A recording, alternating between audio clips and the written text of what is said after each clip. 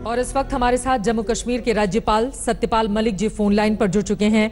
सत्यपाल जी, पानी की तरह निर्मल उनकी छवि थी, सादगी की मिसाल थे मनोहर पर्रिकर। आप किन शब्दों में उन्हें श्रद्धांजलि देंगे? देखिए, इस तरह के लोग देश में बहुत गिने चुने रह गए हैं जी। और इनका जाना बहुत बड़ी क्षति है। ये नए लोग तो आएंगे नहीं, ऐसे पुराने जाते जा रहे हैं। ये एक पूरा एक वैल्यू सिस्टम था जी। पर्रिकर जी आदमी नहीं थे, बल्कि एक वैल्यू सिस्टम था जो एक तरह से अनुकरणीय था जी। मुझे याद है, हम लोग गोवा में हमारी नेशनल एग्जीक्यूटिव की मीटिंग थी। एयरपोर्ट पे उतरे थे, बैठे थे, सामान का इंतजार कर रहे थे आने के लिए।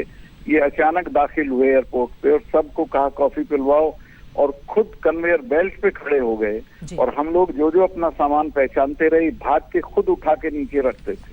फिर सबों को गाड़ियों में बिठाया, सबका जाके बाद में पूछा होटलों में सबको कमरा मिला कि नहीं मिला। He was a wonderful person, बहुत बढ़िया आदमी थे, सीधे थे, ईमानदार थे। इनकी साख थी गोवा में आज सरकार इन्हीं की वजह से बनी थी। बिल्कुल। इनको मुख्यमंत्री बनाओगे तो हम सहयोग देंगे, ये कह के लोग आए थे।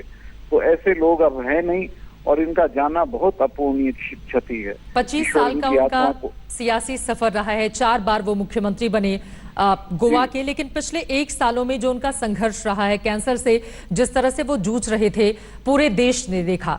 उस संघर्ष को किस तरह से आप देखते हैं? आप किस तरह से मनोहर पर्रिकर के उस दौर को याद करेंगे जब कैंसर से जूझता हुआ एक व्यक्ति गोवा के प्रति पूरी तरह से समर्पित रहा? वो गोवा के प्रति नहीं, वो अपने काम के प्रति, उसमें जो कर्तव्य निष्ठा थी वो किसी में मैंने देखी नहीं है। गोवा का काम, गोवा का शासन करना काम ही था। आखिर दिन तक लगे रहे और इतनी बुरी बीमारी थी, जिस बीमारी का नाम सुन के आदमी मर जाता है, उसको झेलते हुए उन्होंने गोवा के शासन को चलाया और पूरे जीवन में किसी तरह का कोई धब्बा अपने ऊपर नहीं लगने दिया। डिफेंस के मिनिस्टर भी रहे, चीफ मिनिस्टर भी रहे। उस जैसे लोग अब नहीं होंगे। ये बहुत बड़ी बात आपने कही है कि बिल्कुल बेदाग रही है उनकी सियासत, जिसका 25 सालों का लंबा राजनीतिक करियर रहा हो, एक भी दाग उनके ऊपर नहीं लगा।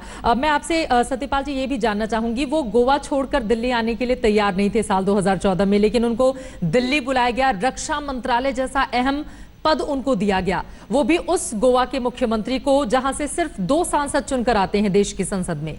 जी, आप भूल रही हैं जी। एक वक्त ऐसा था जब उनको पार्टी का अध्यक्ष बनाने की बात चली। बिल्कुल बिल्कुल।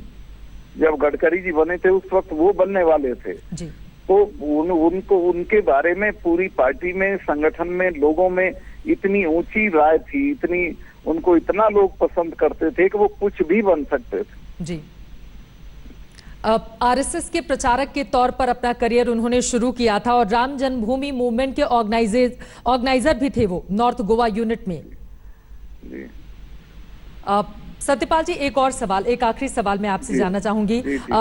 लंबा संघर्ष और उसके बाद अचानक से 63 साल की उम्र में उनका इस तरह से चला जाना, वो कौन कौन सी बड़ी बात थी जो उनकी शख्सियत से, जो आज के राजनेता हैं, जो आने वाली पीढ़ी है, वो बहुत कुछ सीख सकती है? सत्यपाल जी, देखिए, आप उनको जब मिलते थे आपको लगता ही नहीं था आप चीफ मिनिस्टर से मिल रहे हैं जी। कॉमनर की तरह रहते थे, कॉमनर की तरह बिहेव करते थे, कॉमरेड की तरह आपसे सलूक करते थे। ये उनकी खूबी थी। आजकल तो जरा सा कुछ जिला बोर्ड का मेंबर बन के आदमी इतराने लगता है, कोई किसी तरह का घमंड बनावट उनको छू के नहीं गया था। He was all the time smiling. जब भी आपको मिलेंगे स्माइल देंगे, कंधे पे हाथ रखेंगे, पूछेंगे कैसे हैं। बहुत इंसान के तौर पे बहुत शानदार थे।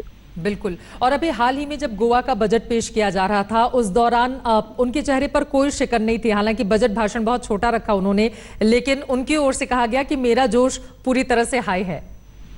हाँ, वो मैंने बोला था, मुझे याद है जी। लेकिन आप ये समझ लीजिए कि आखिर वक्त तक, देखिए, ये जो बीमारी है ये ऐसी है कि इसका तो नाम सुन के आदमी मर जाता है। बिल्कुल। उसको झेलते हुए, पूरी बीमारी को झेलते हुए। लेटेस्ट खबरों के लिए यूं ही देखते रहिए आज तक, और इस वीडियो के पसंद आने पर लाइक, शेयर एंड सब्सक्राइब करना ना भूलें।